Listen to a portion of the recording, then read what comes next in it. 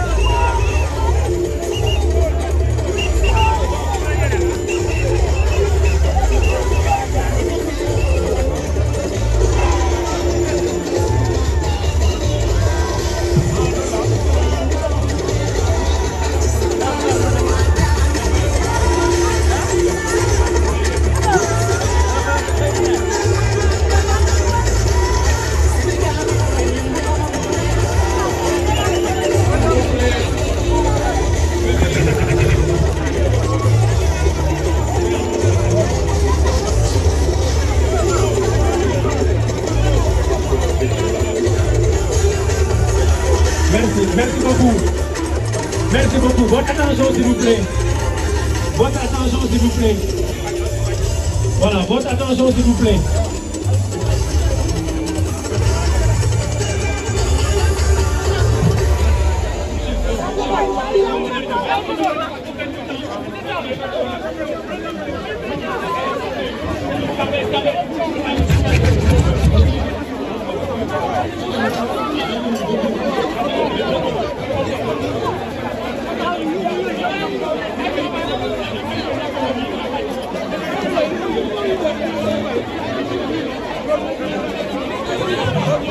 bu jëlee assemblée nationale bi day bloqué Dakar bu dëgg parce que def boo jaay France opposition bi génn assemblée nationale États-Unis à chaque élection de mi-mandat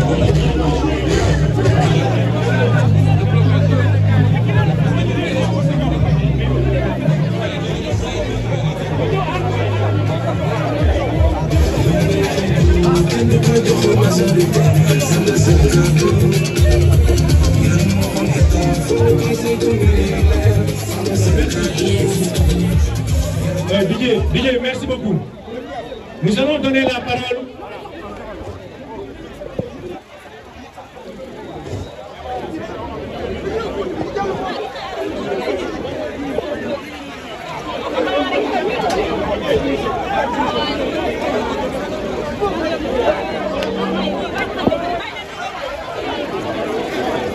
Voilà, donc merci beaucoup. Nous demandons aux leaders de rester dans leur véhicule.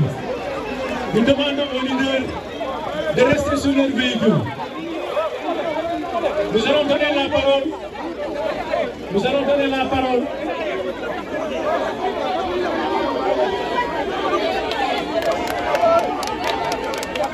Alors, permettez aux leaders, s'il vous plaît.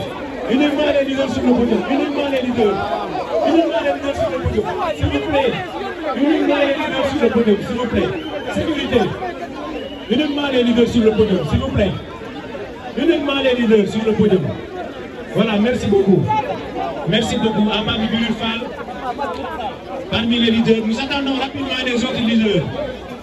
Uniquement les leaders sur le podium, s'il vous plaît. Uniquement les leaders sur le podium. Tcherno Bokoum, Anta Babacar Ngom. Bougane Gueye Dany. Cheikh Tidiane Youm Sénégal Barthélémy Diaz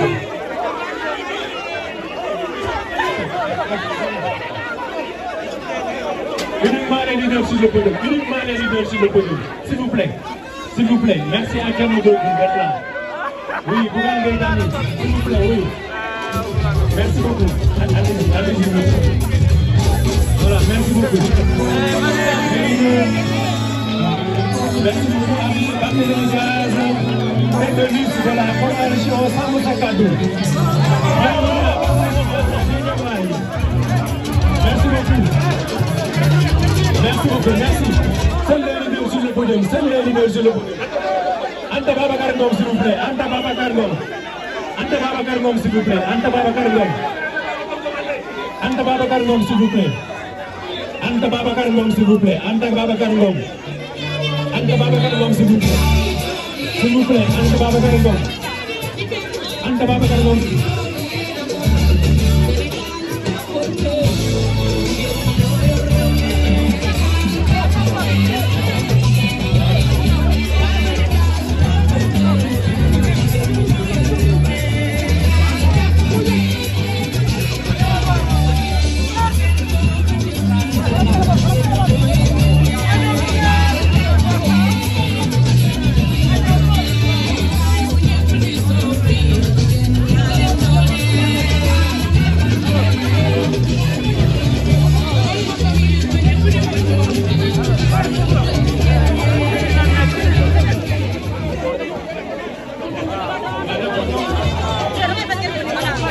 Seuls les leaders sur le podium, s'il vous plaît les gars, s'il vous plaît. Respectez les consignes de sécurité. Seuls les leaders sur le podium, s'il vous plaît, les autres s'il vous plaît.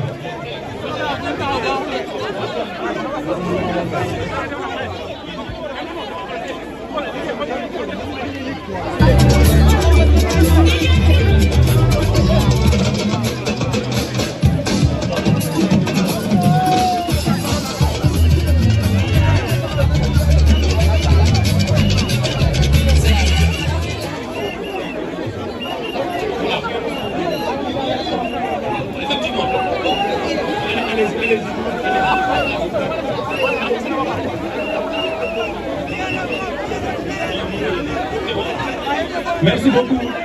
Alors à présent, nous allons donner la parole à M. Aliou Sall pour accueillir. Nous donnons la parole à M. Aliou Sall pour accueillir la délégation de Sàmm Sa Kàddu. Oui, le micro, prenez le micro. Allez-y. Allez, la parole à Aliou Sall.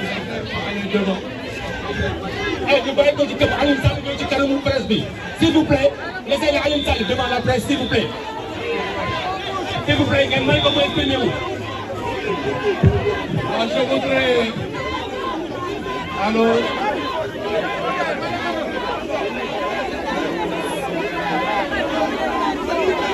S'il vous plaît... La sécurité, s'il vous plaît.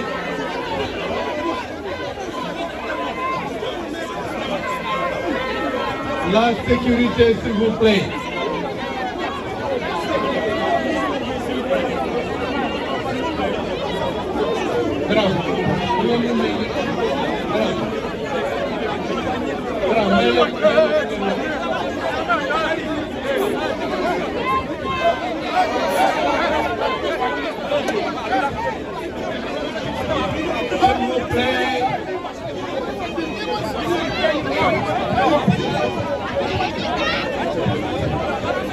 Chers leaders de la coalition Sàmm Sa Kàddu,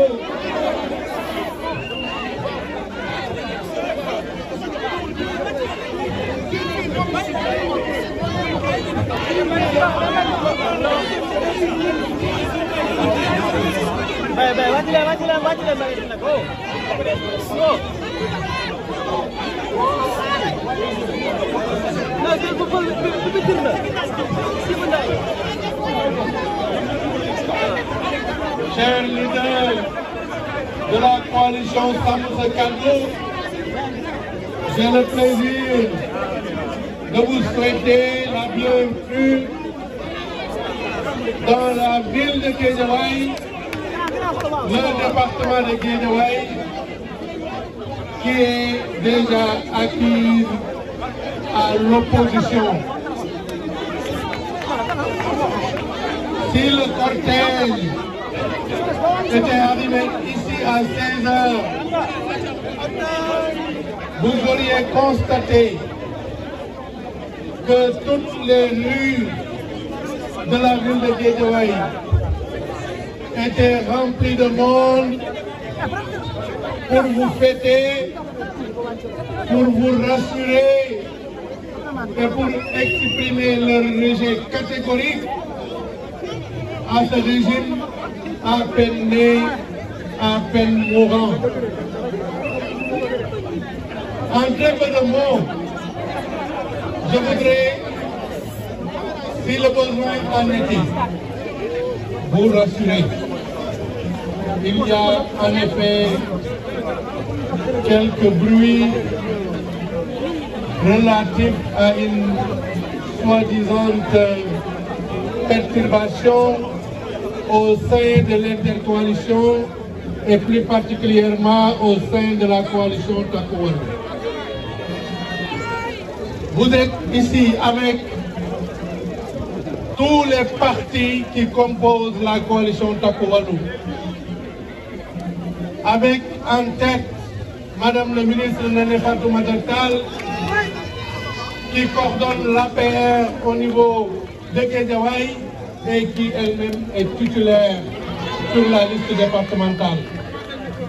Elle est là avec les 5 coordonnateurs de l'Alliance pour la République de Guédiawaye, les 5 coordonnatrices, les 5 coordonnateurs jeunes, les sages, les cadres de l'APR ainsi que les enseignants de l'APR. Donc en vérité, tous les responsables de l'APR investis de mission par le parti sont totalement engagés dans l'intercoalition portée ici par la coalition Jamm ak Njariñ. De la même façon, derrière moi est assis tous les responsables du Parti démocratique sénégalais, dont le coordonnateur, le patron Modou Mboup, mais aussi le secrétaire général Bass Diatta et différents responsables dont l'honorable député, notre sœur Rama, et le responsable de la section de Njariñ Limamoulaye, Biram Sène. Je voudrais vous dire aussi que le Rewmi, dans sa totalité, est engagé dans cette intercoalition, ainsi que Oser l'avenir. Donc la coalition Takku takk na fitam ànd ak ñun pour ñu daane cuune yi nga xamante ni njuumte moo tax ñu teg leen suñu bopp réew depuis le mois de mars 2024. Mes chers leaders, je voudrais aussi vous signaler que votre coalition pourrait être désignée comme champion de l'intercoalition ici à Guédiawaye. Tant vos représentants sont combatifs, sont organisés, sont déterminés pour mettre fin ici à Guédiawaye au règne de l'incurie et de l'incompétence. Je voudrais souligner que Gëm Sa Bopp de notre ami Bougane Gueye Dany, que Taxawu de notre grand frère Khalifa et de notre ami Barthélémy Dias, que le PUR de Serigne Moustapha Sy, de Anta Babacar Ngom,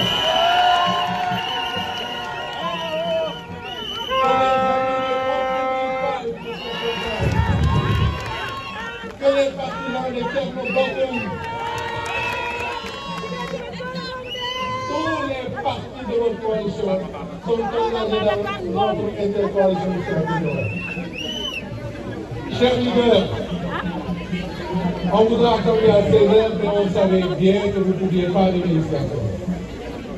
Nous avons senti depuis 2 semaines que le peuple de Dakar, le peuple de la région de Dakar, a fini de vomir ce régime. Parce que, en vérité, le peuple de Dakar est un peuple de vérité. C'est un peuple de dignité qui ne va accepter des tentatives de transformer notre belle démocratie en dictature. Ce ne sera pas possible. Nous dénonçons les arrestations abusives et politiciennes, les procédures judiciaires tendancieuses, et nous dénonçons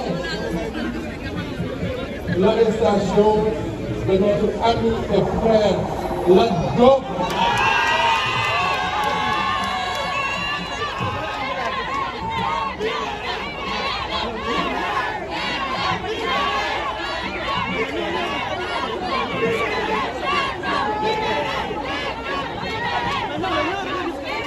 De toutes les façons, ce n'est pas en nous emprisonnant que vous allez briser notre engagement. Bougane Gueye Dany a été un exemple de courage que nous saluons, mais nous appelons tout le monde à rester debout et à faire face à ce qui est inacceptable et qui ne sera jamais accepté au Sénégal. Ils sont appelés à ici à Guédiawaye, ils savent qu'ils ont déjà perdu la bataille et que nous avons déjà gagné.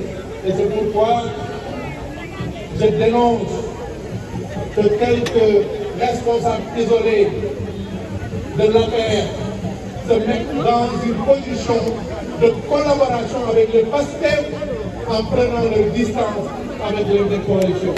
C'est ici le lieu de le dénoncer parce qu'ils sont en train de travailler contre le peuple, ils sont en train de travailler dans le sens contraire de l'histoire, ils sont en train simplement de faire les yeux doux pour peut-être se protéger de quelques procédures. Mais c'est une peine perdue. Parce que ñii ñu jàkkaarloo xamuñu teranga xamuñu mbaax li ñu xam mooy jéem a toroxal ay góor te loolu ñu ngi ko nangu. J'ai parlé trop longtemps. Je voudrais à présent vous retourner le micro et vous remercier de votre attention. Jërëjëf.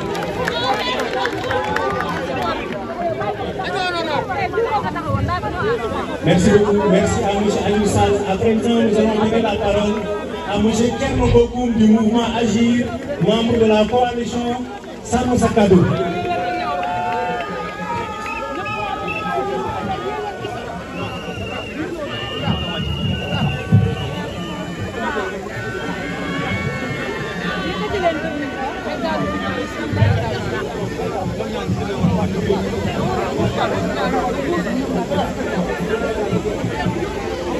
Assalamu alaikum waa Guédiawaye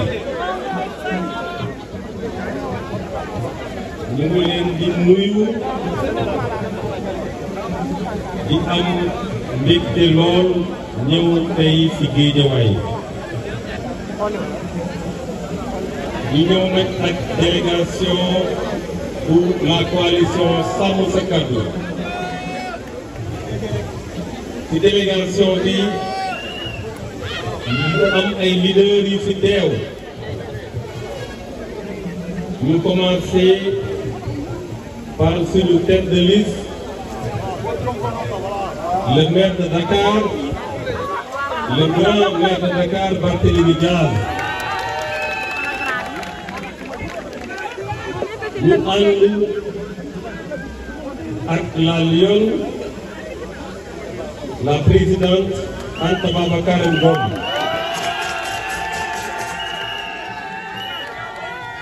ñu ànd tamit ak suñu frère le président l'honorable député Papa Djibril Fall ñu ñëw tamit ànd ak le président qui récemment a été pris en otage à Tambacounda, le président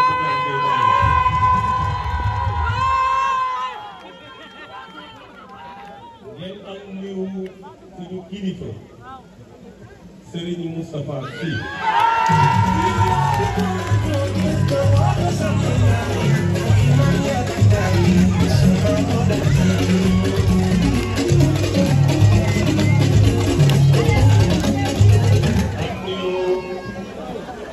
Un homme engagé, un patriote. Vous nous accompagner le président Ababacar Khalifa Ababacar Sall. Nous avons tamit ak suñu frère suñu xarit l'honorable Cheikh Ahmed Tidiane Youm depuis ñu coalition Sàmm Sa Kàddu am mbégte loolu ñëw fekk fii à Guédiawaye l'intercoalition Takku Wallu ak Jàmm Njëriñ suñ ne jàmm ak njëriñ damay jël nuyoo bi teg ko ci loxo la tête de liste monsieur le grand maire le grand responsable Aliou Sall.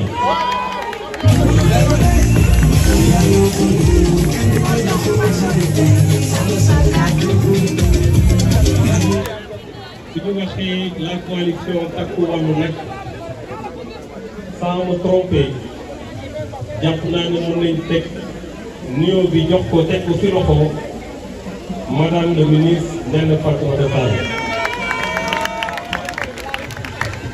li ma lim nag te xam ngeen ne coalition intercoalition lu yaatu la parti yëpp ñu ngi fi bëri na loolu ñuy parti de l'opposition loolu li ko waral mooy dañu toog xam ne réew mi fi mu jëm baaxul xam nañ ne direction bu mu jëm baaxul xam nañ ne ñi ko mën a arrêté ay doomu sénégalais rek ñoo ko mën a arrêté di ñeneen doomu sénégalais yooyu nag booloo nekk benn xam na Sénégal ñun ñoo ko mën a taxaw xam na les populations sonn nañu loolu moo tax ñu teg l'intercoalition teg ko fii ak Guédiawaye moo tax ñu wax leen na leen yéen ñii war a wote le 17 am ngeen responsabilité bu rëy am ngeen une possibilité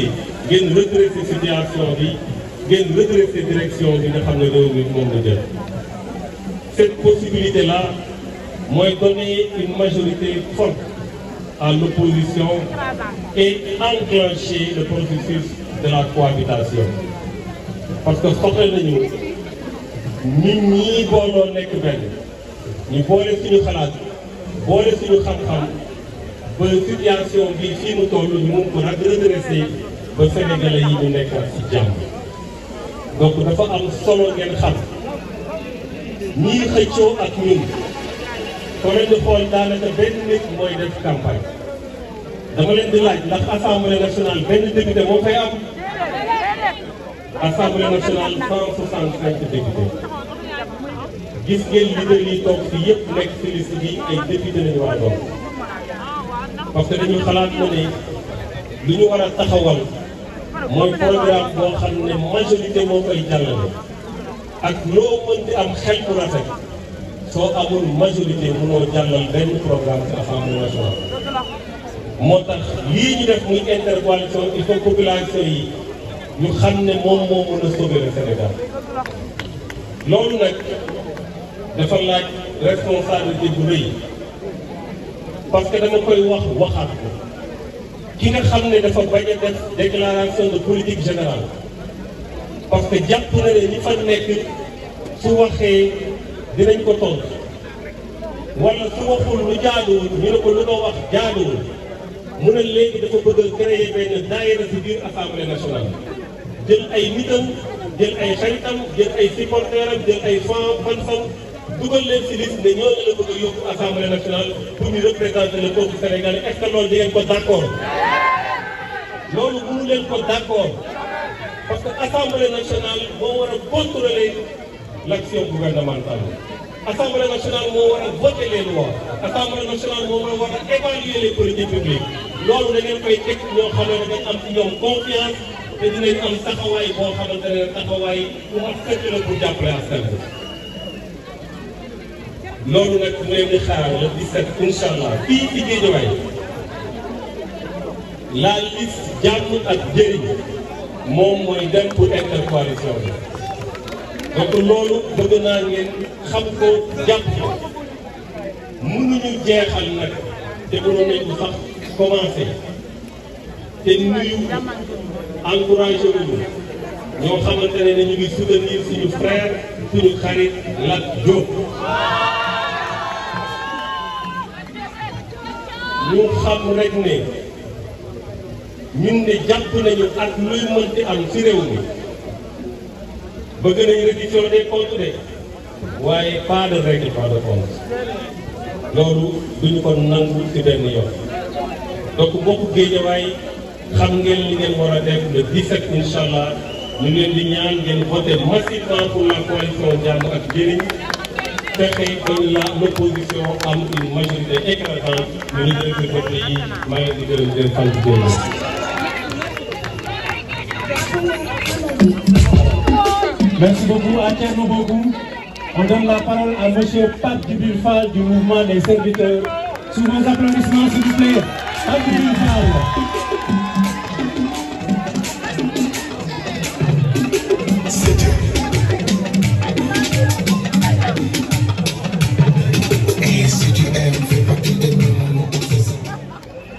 Salaamaaleykum Guédiawaye.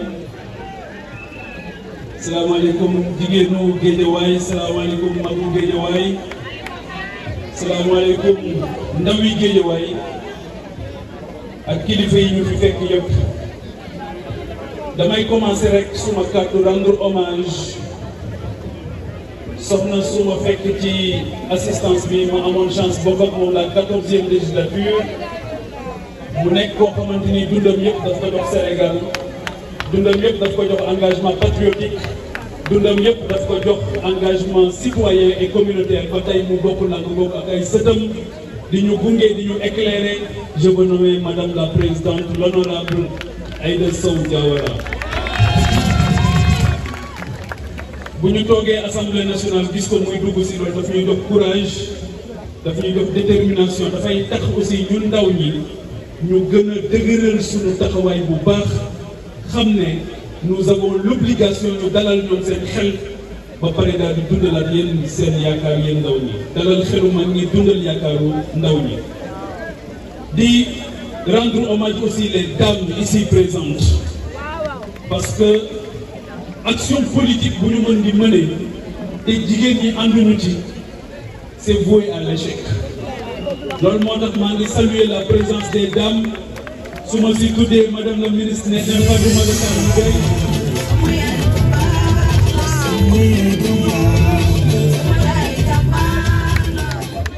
su ma si tuddee aussi ki nga xamante ni coalition yëpp dañu bari Sénégal y compris Jàmm ak Njëriñ y compris Takku Wallu waaye Anta Babacar Ngom ñun rek ñoo ko am di gërëm bu baax la tête de liste de la coalition Sàmm Sa Kàddu bi ñu àndal muy monsieur Barthélémy Dias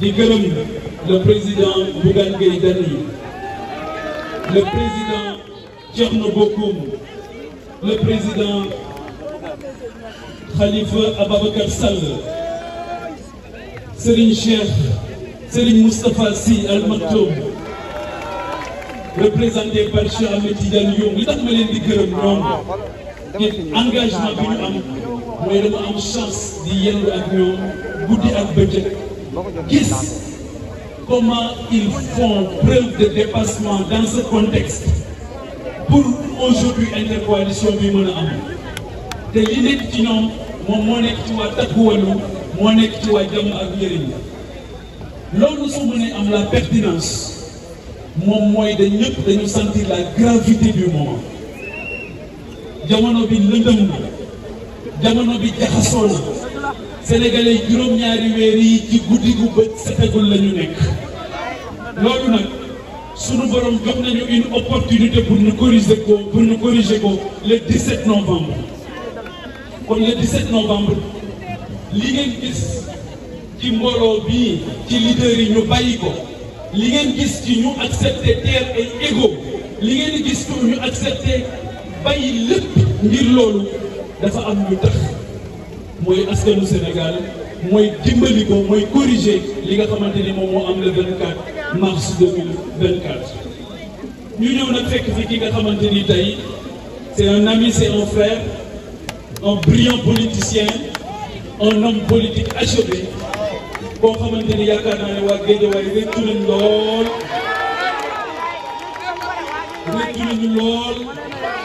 naam kii la wutu sax sama xarit la waaye xam naa ne moom moo wane sa liggéey Ahmed moo wane liggéeyu Alioune Sall ci Guédiawaye te xam naa ne Alioune Sall sax xam naa ne Alioune Sall yow lay voté Ahmed Aïdara yow lay voté ci élection yi ñu jëm kon li ma bëgg a wax tuuti c'est un jeune qui vous parle c'est un jeune sénégalais qui vous parle su ma wóoroon benn instant nit ñi jël réew mi le 24 mars ci yoon bu baax la ñu nekk kon tey du ngeen ma gis fii yoon wi ñu jël baaxul ndaw ñaa ngi gën a sonn jigéen ñaa ngi gën a sonn ñu boole ci nag ñi am njëriñ ci réew mi mooy ñi fi créé emploi ku mel ni Bougane Gueye Dany ñu jël ko ci kaso bi waaye ñi amal njëriñ askan wi ku mel ni Lat Diop ñu jël ko dugal ko ci kaso bi injustement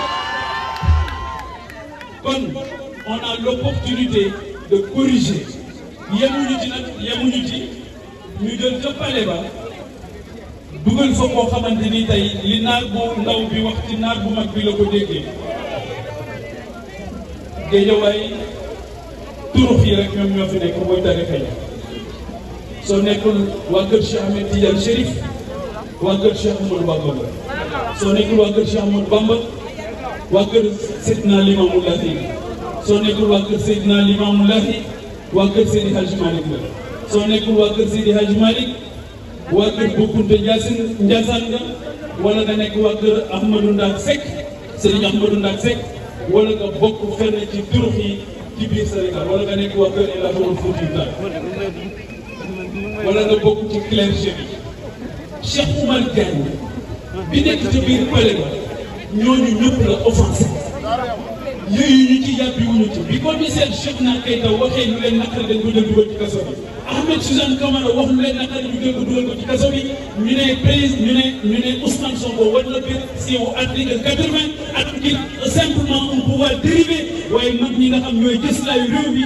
mën nañ leen offenser continuer gérer les moyens généraux de la présidence de la République c'est une offense que le peuple doit corriger mbéjum kanam borom ma koy fajal boppam li may wax nii du waxu politique du waxu bakkan li may wax nii c'est une question qui relève de l'unité nationale de la cohésion nationale de l'unité nationale tout simplement de notre volonté commune de vivre ensemble kon encore une fois population Guédiawaye monsieur le grand maire Alioune Sall lancé na léegi et futur député lancé na léegi un message très fort jamono bii du jamono égo du jamono këral nañu fàtte lépp nañu bàyyi lépp nañu takku nañu ànd nañu solidaire nañu ànd ak sincérité ñu xam ne encore une fois c'est l'intérêt de la nation qui est en jeu c'est l'unité nationale qui est en jeu c'est aujourd'hui la question de l'emploi des jeunes qui est en jeu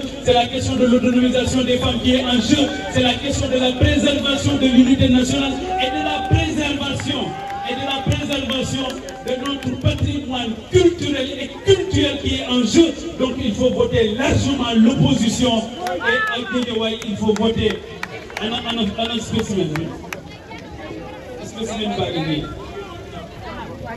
spécimen baa ngi nii le matin dès maa ngi leen di wax dara aussi foofu laay jeexal une élection n'est jamais gagnée d'avance.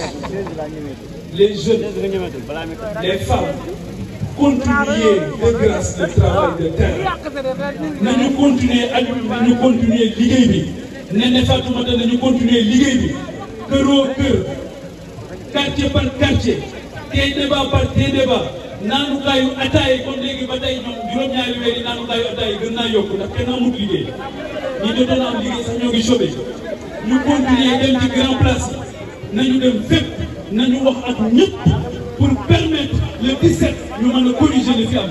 Alioune nga may ma aussi ma gërëm une brave dame qui est à tes côtés mooy soxna Fatima Sy nekk aussi une grande dame de Ndiarème Limamoulaye ma koy nuyu bu baax di ko sant di nuyu bu baax ñi nga xamante ne yëpp boobu ba tey ñoo ñuy xaar di leen gërëm di leen sant di ñaan yàlla suñu borom le 17 novembre mu defal ñu suñu bëgg te daje ak bëggug yàlla te mooy ñu teg ci Sénégal yoon woo xamante ne wu mucc ayib lay doon asalaamaaleykum wa rahmatullah.